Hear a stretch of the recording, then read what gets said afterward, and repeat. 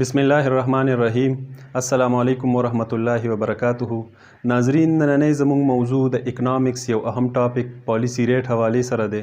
Policy rate वही सता the policy rate इंतखाब सोक कई द पॉलिसी रेट पर बजट और मईशत बांधे स असरात दी। पॉलिसी रेट द हुकूमत द तरफ ना मुकर्रर शवे हगा शरई सूद दे چې په هغې باندې بینکونه خپل منځ کې کاروبار کوي او د حکومتي قرضو انحصار هم په پالیسی ریټ باندې وي.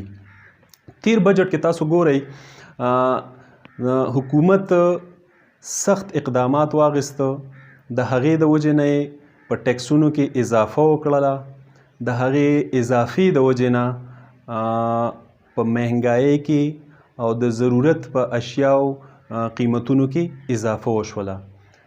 دا سخت اقدامات ولې واغستلی شو او ولې دا اضافه مهنګایۍ کې اضافه وشوله؟ د دې دپاره مونږه د تیر بجټ ډاکومنټ باندې یو نظر اچو. ناظرین، تاسو په سکرین باندې کتی شئ د 2018-19 بجټ تفصیلات. په اول نمبر هیډینګ کې مارک اپ آن ډومیسټک ډیټ یعنی اندرون ملکی قرضو باندې د سود ادایګي. د نون لیگ دور حکومت کې په مقامی قرضو باندې د سود د ادایګۍ دپاره نواز شریف حکومت 1391 ارب روپۍ مختص کړی وي. بیا چې کله موجوده حکومت یعنی پی ټی آی حکومت په اقتدار کې رالو، دی په پالیسی ریټ کې اضافه وکړله او د دغې پالیسی ریټ د اضافې سره دغې دپاره 1681 ارب روپۍ مختص کړلې او د نیکسټ ایئر دپاره چې کله پلانینګ کوو نو هغه 2531 ارب روپو ته ورسو چې تاسو په بجټ ډاکومنټ کې دا کتی شئ.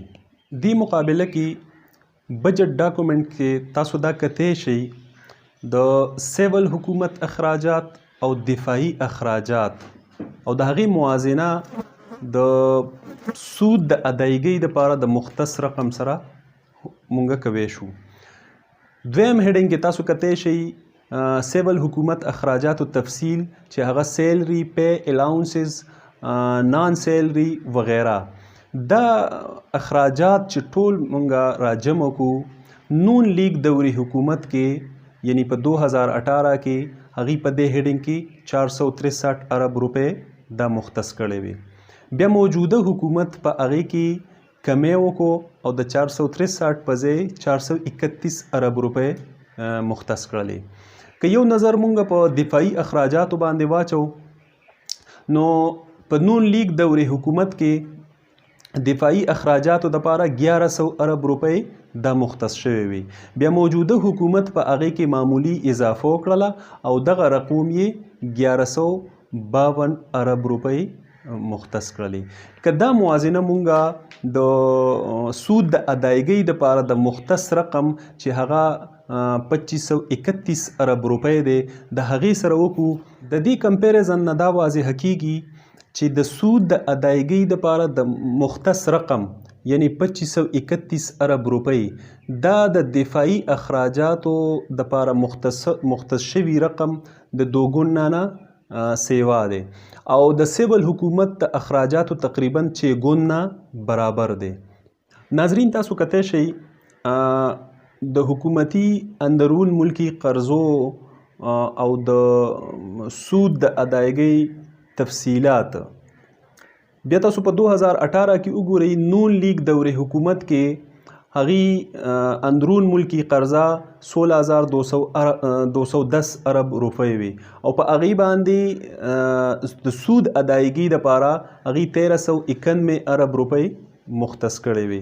بیا کله موجوده حکومت چې په اقتدار کې رالی د پی ټی آی حکومت نو دا ټایم اندرون ملکی قرضه 18529 ارب روپۍ ته رسیدلې وه او د دې په مقابله کې د سود د ادایګۍ دپاره 2531 ارب روپۍ رقم دا مختص شوی و. اوس که موږ د دې موازنه وکړو نو په 2018 کې اندرون ملکی قرضه 16210 ارب روپۍ او بیا په 2019 کې دا قرضې کې اضافه وشوله او دا 18,529 ارب روپۍ ته ورسېده، یعنی په دې کې سالانه اضافه 14.3% ده. خو که د دې په مقابله کې مونږ په 2018 کې د سود دپاره د سود د ادایګۍ دپاره چې کوم رقم مختص شوی هغه 1391 ارب روپۍ وي، او بیا چې کله پی ټی آی حکومت رالی په 2019 کې دی چې د سود د ادایګۍ دپاره په بجټ کې 2531 ارب روپۍ دا مختص کړي، ځکه چې دی په پالیسی ریټ کې اضافه کړې وه. اوس که مونږ دغه کمپیریزن 14.3% اضافه، خو لیکن په سود کې اضافه دا 82% ده. دا ولی دومره په شرعي سود کې اضافه سیوا ده؟ وجه سره د دې بنیادی وجه پالیسی ریټ کې اضافه ده. ناظرین که تاسو وګورئ په 2018 کې د نون لیگ دورې حکومت کې اوسط شرعي سود 8.6% وه. که مونږ د موجوده حکومت چې کله په اقتدار کې رالی په 2019 کې اندرون ملکی قرضه 18,529 ارب روپۍ وه. که د دې حساب سره مونږ د تیر کال اوسط شرعي سود فارموله اپلای کو نو مونږ موجوده حکومت ته د سود د ادایګۍ دپاره 1590 ارب روپۍ دا پکار وي.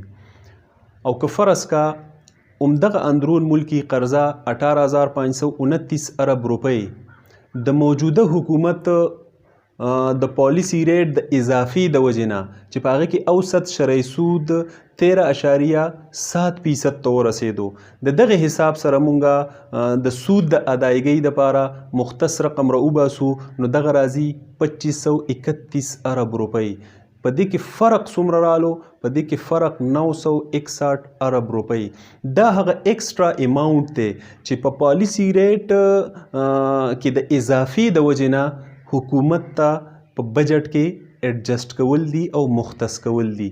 نو یقینا دا 961 ارب روپۍ د په یو صورت کې بچ کېدی شوي که فرض که موجوده حکومت په 2019 کې پالیسی ریټ کې اضافه نه وی کړی او پالیسی ریټ د تیر حکومت د مختص شوي پالیسی ریټ ته رسولی وی، نو دا 961 ارب روپۍ دا بچت کول ممکن او دا 961 ارب روپۍ حکومت په هغه مد کې لګولی شي، د تعلیم په مد کې، د صحت په مد کې، د انفراسټرکچر په مد کې، باشا ډیم په مد کې چې دا د حکومتي وعدې وي یا چې کم کورونو د جوړولو وعده کړې وه دا په هغه مد کې دی په اسانۍ سره ایڈجسٹ کولی شوي. خو لیکن دا 961 ارب روپۍ کې اضافه دا به د ټیکس په شکل کې په عوامو باندې د عوامو نه به دا حصولي او د ټیکس په شکل کې به دا کمې دا به پوره کوي. ناظرین تاسو کتی شئ په پالیسی ریټ کې د اضافي د وجې نه چې کم اضافي رقم د سود د ادایګۍ په مد کې په مونږ باندې رالو یعنی 961 ارب روپۍ، دا اضافي رقم د سیول حکومت د پاره مختص شوي اخراجاتو دوګونه نه هم سیوا دی. او که د دې موازنه مونږه په بجټ کې دفاعي اخراجات لپاره مختص شوی رقم چې هغه د ټوټل بجټ تقریبا 15% جوړیږي د هغې سره موازنه وکړو نو دا د هغې د نصف نه هم کم دی. لہذا په بجټ باندې اکثر تنقید کیږي چې دفاعي اخراجاتو دپاره زیات اماونټ ایښودلی کیږي، نو په بجټ کې اصل مسله دفاعي اخراجات نه دي بلکې اصل مسله په پالیسی ریټ کې د اضافي د وجې نه د سود په مد کې ادایګیانې چې کوم دي دا اصل مسله ده. ناظرین په پالیسی ریټ کې د اضافي فایده به چاته وي؟ نو که موږ وګورو د حکومت سره د قرض لین دین اختیار صرف 13 بینکونو ته حاصل دی چې هغې ته مونږه پرایمري ډیلر وایو، او په شرعي سود کې د اضافي براه راست فایده همدغه 13 بینکونو ته رسی. بیا که مونږ وګورو د سود په مد کې د ادایګۍ دپاره چې کم 2531 ارب روپۍ مختص شوي دي نو دغه 2531 ارب روپۍ یا خو ډایرکټ دغه 13 بینکونو ته ځي او یا دغه شیر هولډر ته ملاویږي. ناظرین که مونږ په ملکی مجموعي قرض باندې یو نظر واچو. ملک اندرون قرض حکومت چې کوم اخیستی، بیرون ملکی قرضه، د سرکاري ادارو نه اخیستونکي قرض چې موږ ورته سرکولر ډیټ وایو، سرکاري ادارې چې کوم بیرون ملکونو نه قرض اخیستی دی، دا ټول چې موږ را میلاو کو 35,094 ارب روپۍ تقریبا. په دې ټول قرضونو کې د ټولو نه مهنګه قرض هغه د دې 14 بینکونو نه اخیستلی شوی قرض دی. ناظرین که د اندرون ملکی قرضو لږ مزید وضاحت مونږ وکړو نو په هغې کې یو قلیل مدتي قرض دی، یو طویل مدتي قرض دی. قلیل مدتي قرض چې تقریبا 10,800 ارب روپۍ او طویل مدتي قرض چې تقریبا 7,730 ارب روپۍ. بیا قلیل مدتي قرض د ټریجري بیل په شکل کې وي. ټریجري بیل یو حکومتي بانډ وي چې د هغې حکومت یې په ډسکاونټ باندې خرڅوي او د هغې مدت 3 میاشتې یا یو کال وي، او چې کله دغه مدت پوره شي نو بیا حکومت د دې خبرې پابند دی چې هغه به واپس په فیس ویلو باندې اخلي. حکومت سره چونکې د بیل د ادایګۍ دپاره پیسې نه وي نو هغه حکومت بیا څه کوي چې د دغې تیر قرض د ادایګۍ دپاره هغه نوی بیل فروخت کوي، نوی قرضې اخلي په نوي شرعي سود باندې، نو بیا د هغې زړې ادایګي کوي. چونکې تیر حکومت پالیسی ریټ 5.25% و، نو چې کله موجوده حکومت رالی د تیر حکومت قرضې ډیو شوې وي نو موجوده حکومت د هغې د ادایګۍ دپاره او نوي ټریجري بیل د فروخت دپاره هغې څه چل وکړو چې هغې پالیسی ریټ سیوا کو 12.75% ته شرعي سود ورسو.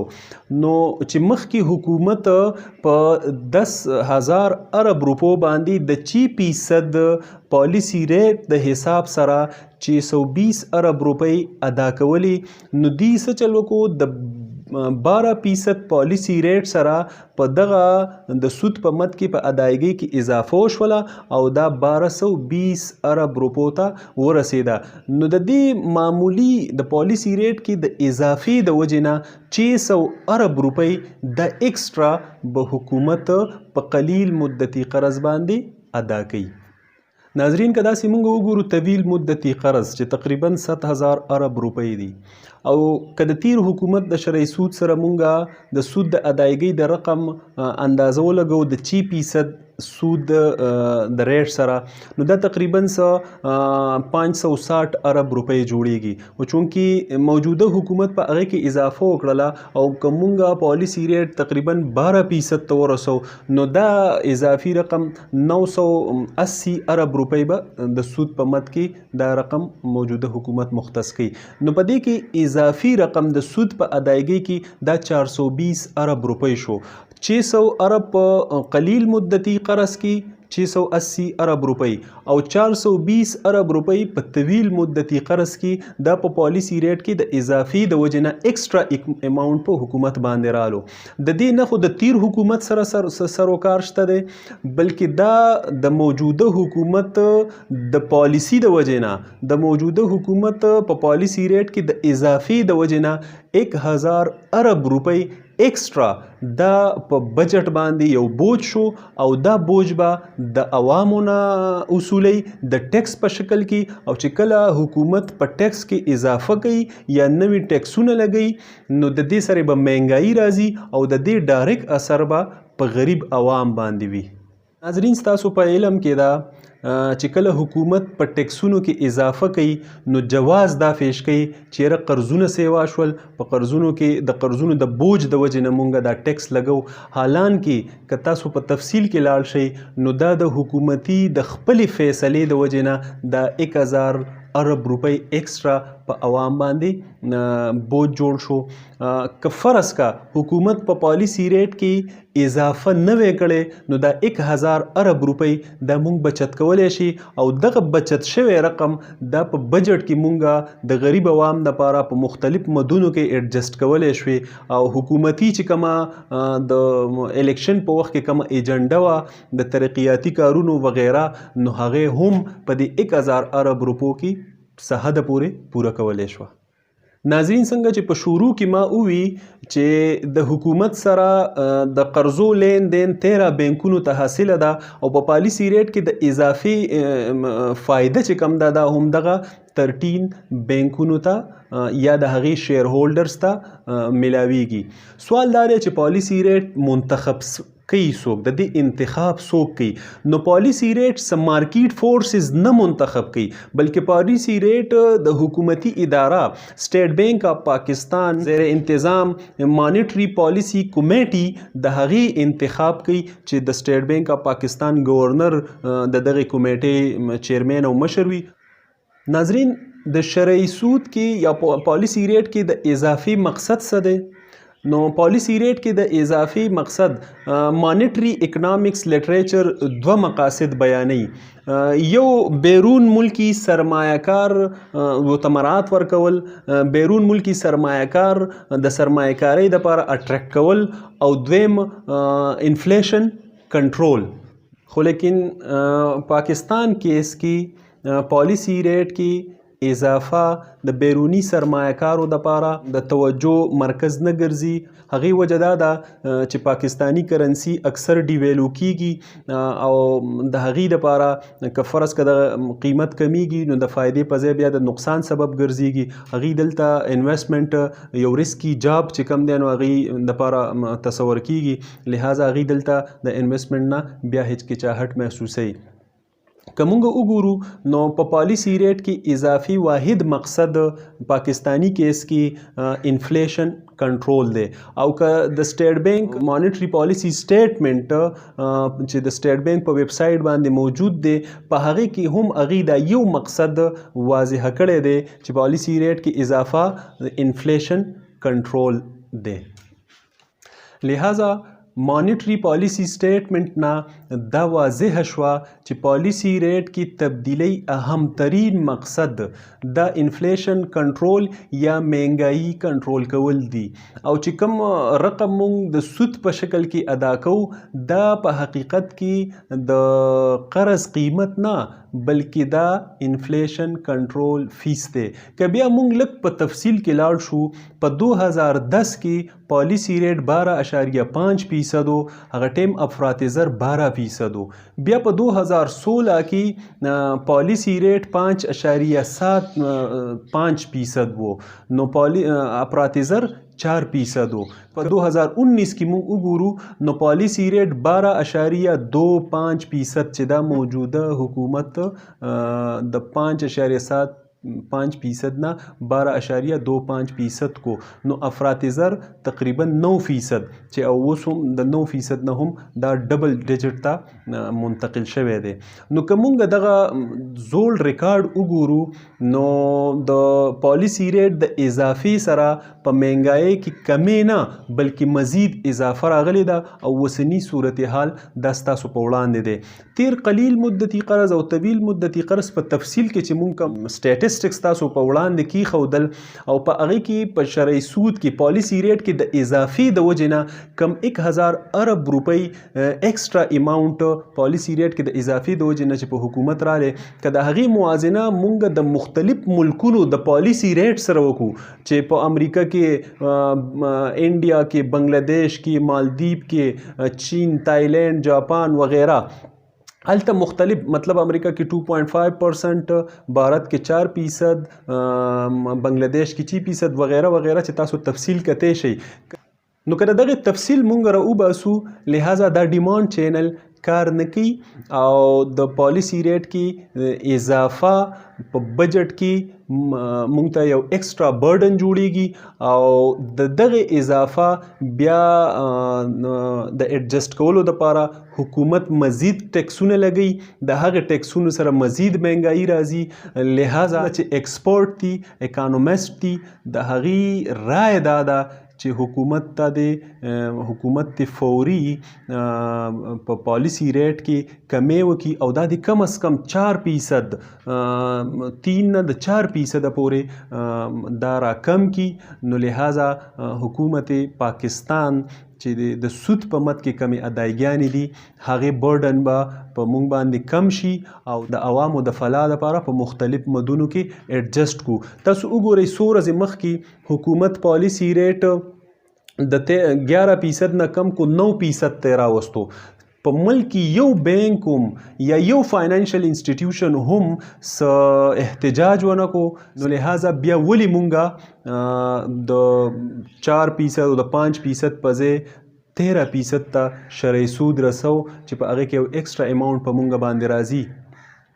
ناظرین تاسو کتی شئ چې زمونږ په ملک کې خو آټا چور اور چینی چور او ذخیره اندوزی اور مختلف سیزونو په مد کې چې کم دا سیاسی خلق دي هغې خو کمایي کوي لګیا دی، خو چې کم په فاینانشل ډیسیشنز کې کم خلق ناست دي او هغه په پالیسی ریټ کې د 1% اضافي سره څومره په یو شپه کې څومره اماونټ هغې پیدا کوي هغې بچت کوي، نو د دې مونږ او تاسو تصور نشو کولی. ناظرین د ویډیو مقصد دا و مونږ په ټي وي اخباراتو کې دا ګورو اکثر پالیسی ریټ کې حکومت اضافه وکړله او مونږ دا تصور کوو ګینې که د دې په زمونږ باندې یا زمونږ په معیشت باندې اثرات نشته دی. په دې ویډیو کې تاسو وکتل او د بجټ ډاکومنټس نه مونږ دا ثابت کړله چې په پالیسی ریټ کې د اضافي څومره مهلک اثرات دي په معیشت باندې، په بجټ باندې او ډایرکټ په عوامو باندې. په اخره کې زه یو ځلې بیا د وردګ ټي وي شکریه ادا کوم.